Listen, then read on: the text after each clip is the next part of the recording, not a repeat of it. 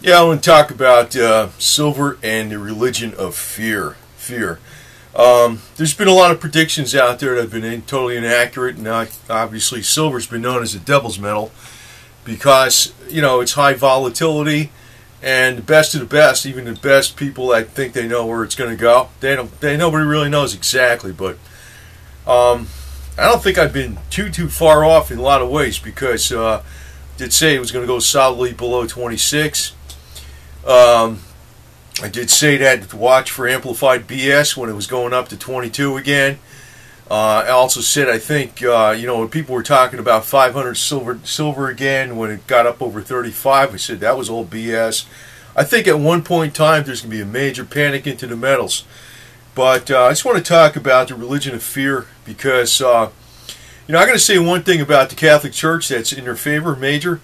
You will never see a priest out there talking about they have an elite friend and they're going to tell you all this stuff and they're appearing on these radio shows because the Vatican would never let them do that.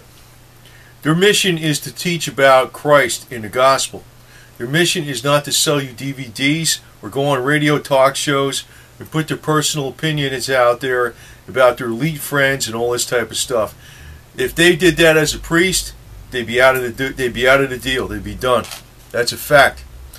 Now, I also want to say something else about religion too, real quick, because a lot of people are fearful about the end of the world and all this garbage that are into silver, right? I mean, I like silver for other reasons, though. But I mean, some people have a lot of fear of what's going to happen in the financial markets. They have fear of the future. They have fear of what's going to happen with the financial collapse and all this kind of stuff. Also, since a lot of people listen to these pastors and stuff, well, I'm going to give you something from the Roman Catholic Church, basically, that's different from what the pastors will ever tell you. And that is basically the message of Fatima. Fatima is in Fatima, Portugal. Basically, Mary appeared to the 3 children. Now, the one survivor was Sister Lucy, like Lucinda, right? Now, there's a little bit of a conspiracy about her. She was died and replaced. But I'll say 2 main things, because this is basically about silver, but I'll say 2 main things.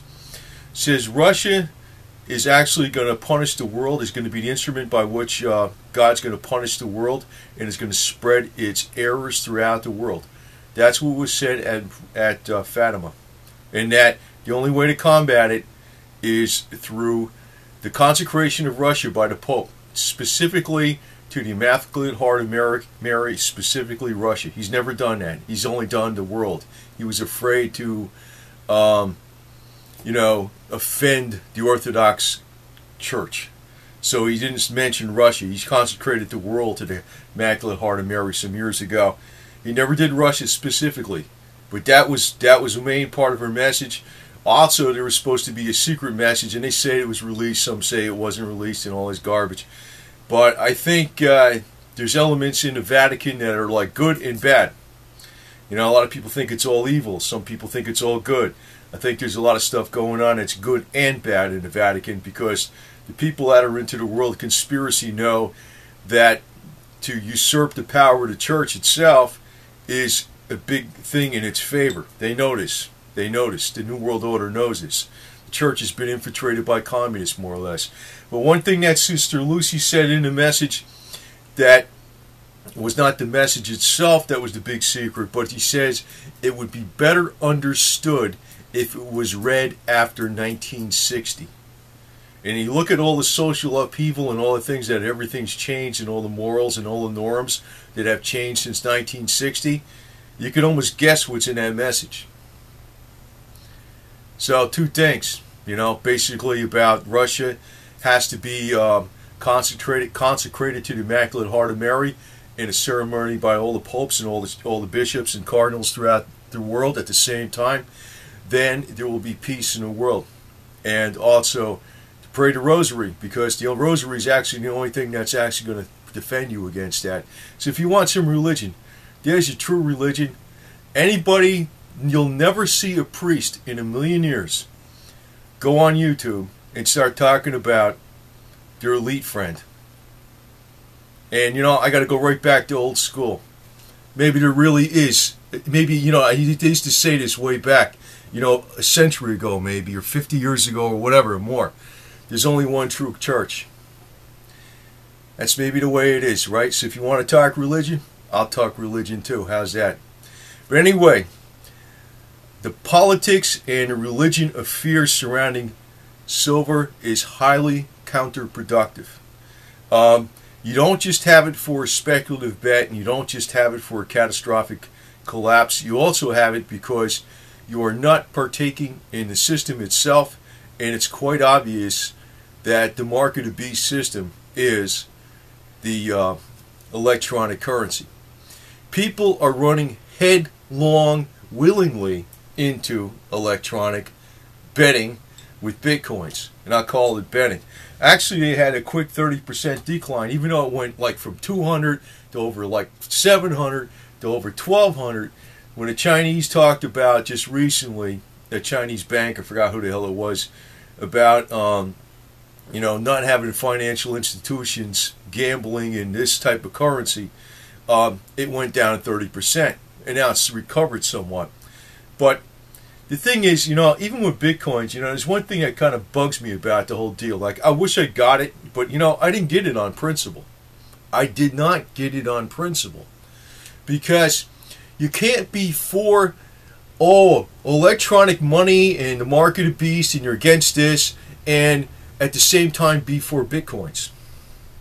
The whole idea, you can't be for physical silver and saying you have owned money. It's been a store of value. It's got historic wealth. It's got industrial use. That's real use. That's used in all these different products. You can't be for that and touting all those principles and be for bitcoins at the same time.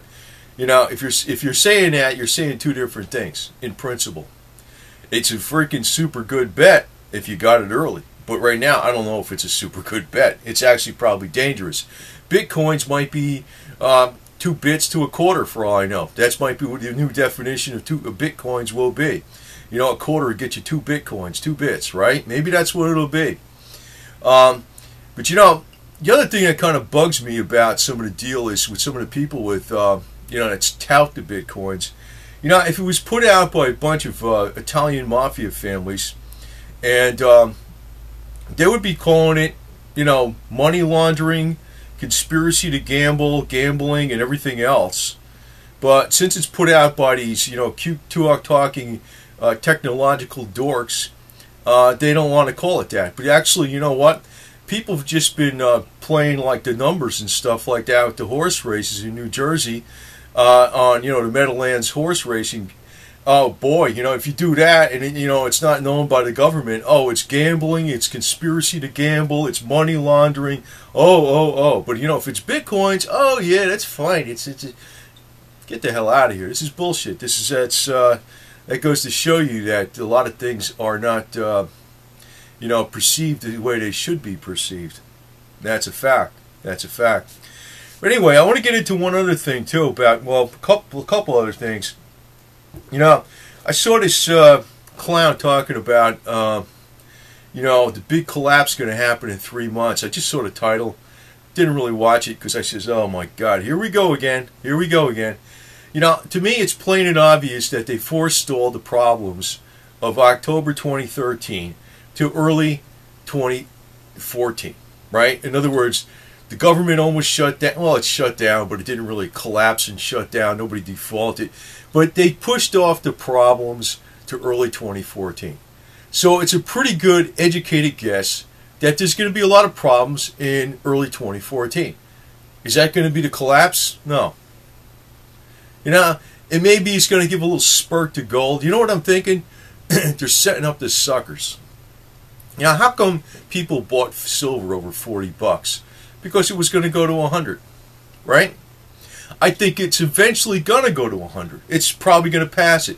I think that maybe silver might go to 72 to 75 in 2014.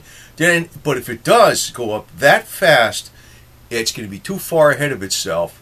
And in my opinion, it's going to go below 50. It won't go to 20, but it'll go below 50.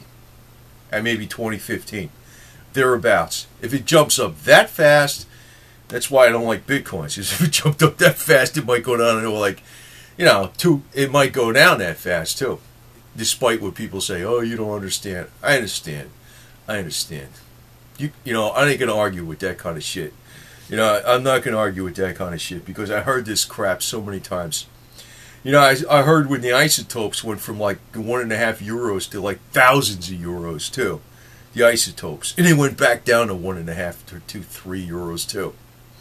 And they actually have use in the military and medical and all this type of stuff.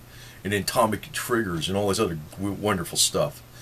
Bitcoins is like fluff to the max. But, you know, like I said, you know, it's a good test for the elite that tells you the people will run to the mark of the beast. They'll demand it. They're not going to have to force it on them. People will go, oh, it's great. Oh. That's what they're going to do. Anyway, the Illuminati don't have to work to get the peasants to bite. But anyway, the one thing is, like, just beware of all this fear-mongering and stuff, because all these clowns, you see, this is one of the main reasons I put a lot of these silver videos out. It's like, you know, every time I'm seeing all these fear-mongers out there, I don't like their message. I think silver's a very good investment. It is. It is. Especially, I mean, now it's a very, very, very good investment. Excellent. But, you know, these guys out there pushing this kind of garbage, I don't like it. And it's like they're just scaring the crap out of people. It's like, you know, it reminds me of the same stuff in the 1930s when they had H.G. Wells with the, you know, the Martians are going to invade, and they did a radio skit, and there was people jumping off the freaking roofs of buildings because they believed it, even though they told them it was a skit. But this is the general public. This is exactly what people do. Harold Camping, he got a bunch of people freaking jumping off of cliffs and committing suicide and all this crap because he predicted the end of the world twice, too. And the guy's got $75 million, and he didn't give up $1 of it either, too. You know? You don't know what these guys got. Because, you know, one thing I know a little bit about taxes and stuff, man, that pastor stuff is a racket. Holy smokes, man. Every single contribution you got came from credit cards. No cash. No cash. I don't have any. Nobody ever gave me cash. Nobody gave me nothing. See, the only thing contributions pastors ever get is from a credit card. Remember that, right? Where it can be traced. Give them bitcoins. Anyway, it's a racket. But I had to say this, too, because a lot of people are very, you know, much into silver. They also think the Western elite are the whole problem. It's the Rothschilds. It's the big conspiracy and all this kind of garbage. I got news for you. Every single center of the world has the same garbage. China's got their own families in there. They got nothing to do with the Rothschilds. They ain't Rothschild installed. Putin's his own game. But they all work together. They're intramural competitors. And you know, one of the biggest rackets they got out there is the oil racket, the energy racket. That's one of the things that's suppressing the people the most. Neither Russia nor the United States is going to allow industrial hemp to be grown for fuel. I mean, Putin wouldn't allow it because he's got all his money wrapped up in oil, and he's not going to allow that kind of competition.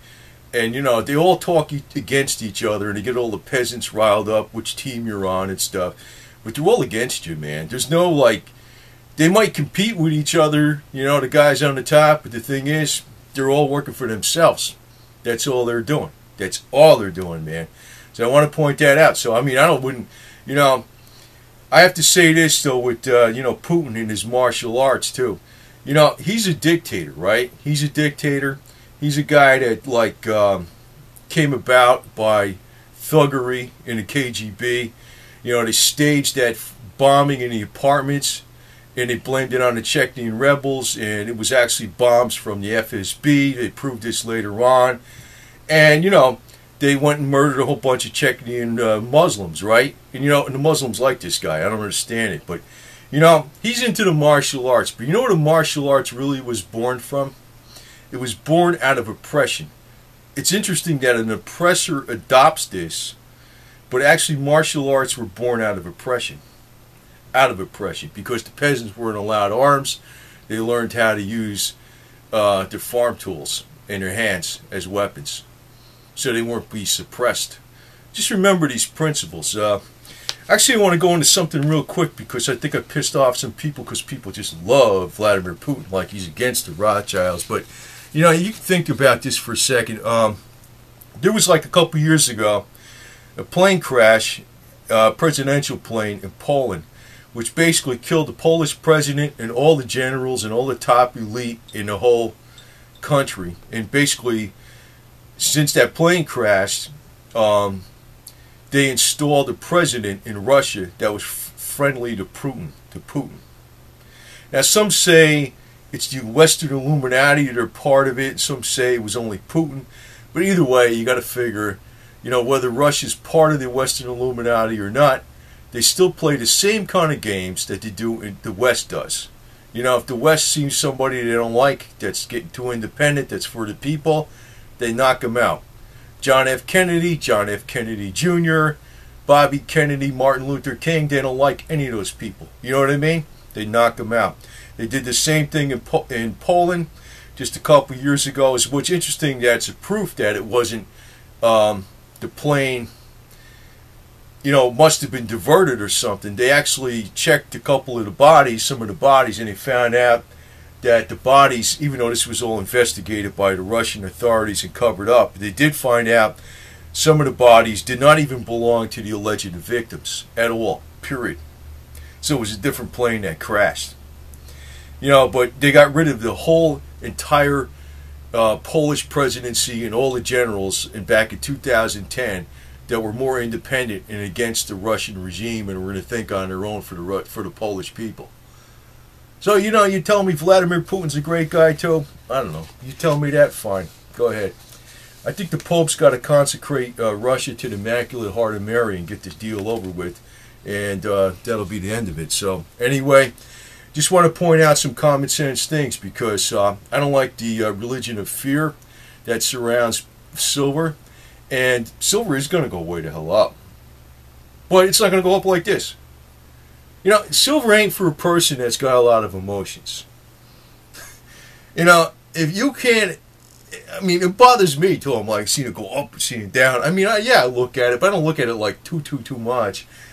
But it's like, if you got a lot of emotions with silver and anything, silver's not the right investment for you. It isn't. It isn't. It's a highly volatile, highly risk investment that could possibly be high reward. You know, since everybody's thinking it's bad right now, it's probably the smart time to get into it. Right? I definitely would rather be in more silver than any Bitcoins. I don't care. And, you know, I heard about Quark coins. I heard about 250%. I know what Max Kaiser's doing. I know these guys, man. It's all pump and dump bullshit, man. And I don't know when these guys, I don't know when the people in the United States or whatever the hell their followers are ever going to wise up to these guys. They never will. I personally like silver for other reasons, even if it never went up, is because it's not part of the freaking system per se. You actually own the money. You actually own the money. I was into this stuff before it ever became popular. I mean, before the century flipped over. You know what I mean?